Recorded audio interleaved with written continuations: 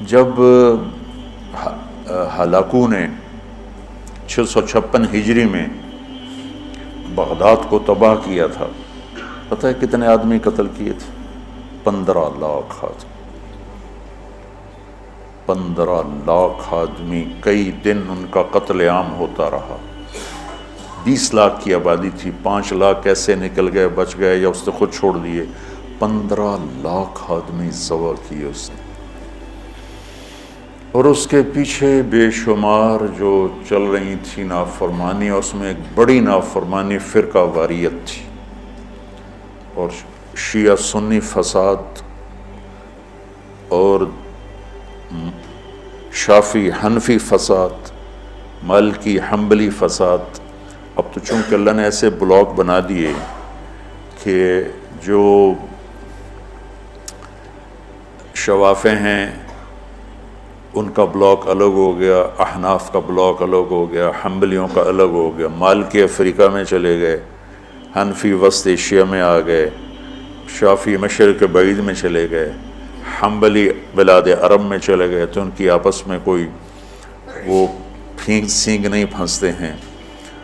لیکن چونکہ شیطان نے تو محنت کرنی ہے، تو اہل السنت والجماعت ہو کر آپس میں اتنے لڑائیاں ہیں، اور مختلف جتنے بھی مکاتب فکر ہیں سب کے آگے مختلف مکاتب فکر ہیں، اور وہ آپس میں نفرتوں تک پہنچے ہوئے ہیں اور بغض تک پہنچے ہوئے ہیں۔ یہی حال بغداد کا تھا، یہی حال بغداد کا تھا۔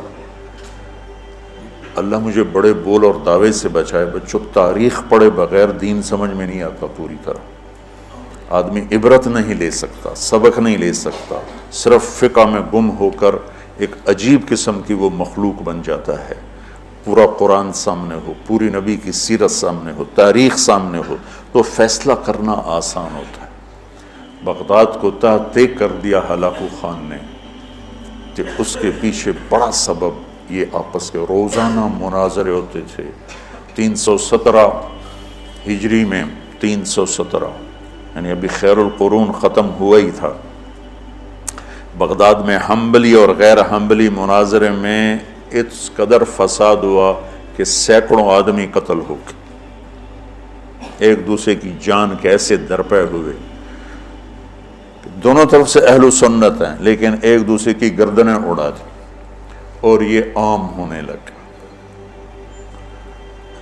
تو اللہ تعالیٰ کی طرف سے وہ عذاب بن کر آیا 656 ہجری میں، اس نے سارے بغداد کی اینٹ سے اینٹ بجا دی، اور ساری کتابیں اٹھا کے دریائے دجلہ میں ڈال دی۔ دریائے دجلہ کا پانی 1 مہینے سیاہ ہو کے بہتا رہا، اتنی کتابیں اس نے ڈال دی،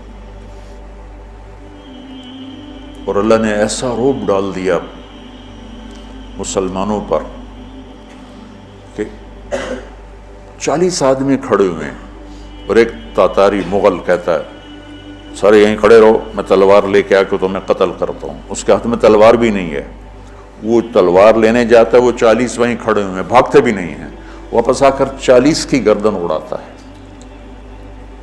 میں مستند کتابوں سے البدایہ سے آپ کو بتا رہا ہوں۔ اللہ کے نبی نے 4 دعائیں مانگی، مسجد اجابہ، اب وہ حرم میں شامل ہو گئی، توڑ دیا اس کو۔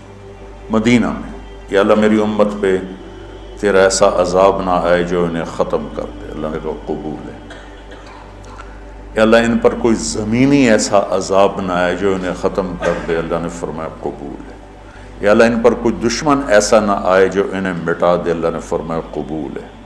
یا اللہ ان میں آپس میں اختلاف نہ ہو، تو اللہ نے فرمایا نہیں میرے محبوب، یہ قبول نہیں، اختلاف ہوگا۔ یہ پیپر ہو رہا ہے، امتحان ہے، امتحان میں ہم دیکھیں گے کون حدود پہ قائم رہتا ہے، کون حدود کو پار کرتا ہے۔ تو اختلاف اس کائنات کی لازمی چیز ہے، مذہب کے نام پر بھی ہوگا، سیاست کے نام پر بھی ہوگا، اور چھوٹی چھوٹی باتوں پر ہوگا، اور صحیح نیت کے ساتھ بھی ہوگا اور فساد کی نیت کے ساتھ بھی ہوگا۔ تو جب میرا اللہ کہہ رہا ہے اختلاف ہوگا، پھر کہہ رہا ولا تفرقوا، اگر تم اختلاف کرو لیکن فرقہ واریت کا شکار نہ ہو۔ کتابیں تاریخ کی بہت ہیں، اور یقیناً تاریخ کی روایت کا معیار قرآن و سنت سے کے برابر نہیں ہو سکتا ہے۔ تاریخ کچھ کہے اور حدیث کچھ کہے، قرآن کچھ کہے، تو تاریخ کو چھوڑ دیا جائے گا۔ صحابہ کی آپس کی لڑائیوں کا معیار تاریخ نہیں ہے، قرآن ہے اور حدیث ہے۔ وہ انسان تھے، بشر تھے، ان سے خطائیں ہوئیں، لیکن میرے اللہ نے کہا کُلًا وعد اللہ الحسنى، میرے نبی میرا وعدہ ہے تیرا ہر صحابی جنت میں جائے گا۔ بس اس کے بعد ہماری زبانیں بند ہو جانی چاہیے۔ جن کو اللہ نے معاف کر دیا ہو، ہم ان پر زبان کھولیں گے تو ہلاک ہو جائیں گے، تباہ ہو جائیں گے۔ تو بچوں، آپ کو نصیحت کرتا ہوں، اور جو سن رہے ہیں، مسلمان بن کے چلو، اللہ کے واسطے فرقہ واریت کی لعنت سے نکلو نکلو نکلو، یہ ختم نہیں ہو سکتے۔ ہاں، ہم جڑ کے چلیں، اپنے اپنے مسالک پر چلتے ہوئے ایک دوسرے کو عزت دیں، احترام دیں۔ مولانا محمد قاسم نانوتوی رحمۃ اللہ علیہ، جنہوں نے دیوبند کی بنیاد رکھی، بہت بڑے مناظر تھے بر صغیر کے، ساری زندگی کسی مسلمان فرقے سے مناظرہ نہیں کی، ساری زندگی۔ حضرت تھانوی کے مواعظ 30 جلدوں میں ہیں، پڑھو۔ کسی پر رد کیا ہو ایسا بدتمیزی کے ساتھ اور اس طرح اس کی پگڑی اچھالی ہو، جن کے نام پر دیوبندیت قائم ہے، مولانا گنگوہی رحمۃ اللہ علیہ، یہ آج جو پھدک رہے ہیں ممبروں پر، یہ تو کوئی نہ ہمارے لیے بنیاد ہیں اور نہ یہ ہمارے لیے نمونہ ہیں۔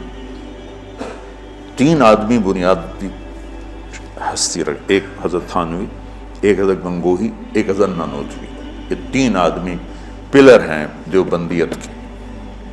دیکھو انہوں نے کس طرح، اگر کہیں کسی کا رد بھی کیا ہے تو ایسے نہیں کیا کہ انسانیت سے گرا ہوا کلام ہو یا لہجہ ہو یا گفتگو ہو۔ اور مولانا قاسم صاحب رحمۃ اللہ علیہ نے ساری زندگی کسی مسلمان فرقے سے مناظرہ نہیں، ہندو سے کیا، سکھوں سے کیا، دہریوں سے کیا، عیسائیوں سے کیا، نیچریوں سے کیا، لیکن کسی مسلمان فرقے کے خلاف آپ نے مناظرہ نہیں کیا۔ تو میں تمہیں نصیحت کرتا ہوں، امت پہلے ٹوٹی پڑی ہے، دین کا کام کرنا ہے تو وہ کرنا جو تبلیغ والے کر رہے ہیں، کہ سب کو جوڑ رہے ہیں، سب کو محبت کا پیغام دے رہے ہیں۔ اگر منفی کام کرنا ہے تو گھر بیٹھ جانا، یا ہم سے تعلق توڑ دینا، ہماری نسبت ہمیں واپس کر دینا، پھر جو تمہاری جی میں آئے کرتے رہنا۔ میں تمہیں مثبت کردار میں دیکھنا چاہتا ہوں کہ تم امت میں جاؤ تو تمہارے ایک ڈاکٹر جاتا ہے ایک محلے میں، اور 4 سال کے بعد اس کا ہسپتال کھڑا ہوتا ہے۔ 10 مولوی ایک محلے میں جاتے ہیں اور ان کا نام و نشان تک مٹ جاتا ہے۔ ایک جعلی حکیم بیٹھ جاتا ہے اور اس کے مریضوں کا رش لگ جاتا ہے، جعلی پیر بیٹھ جاتا ہے تو تعویذ لینے والے کو لائن لگی ہوتی، اور ایک اچھے مدرسے کا پڑھا ہوا بچہ اپنے ماحول میں جاتا ہے، وہ کوئی اثر ہی نہیں چھوڑتا۔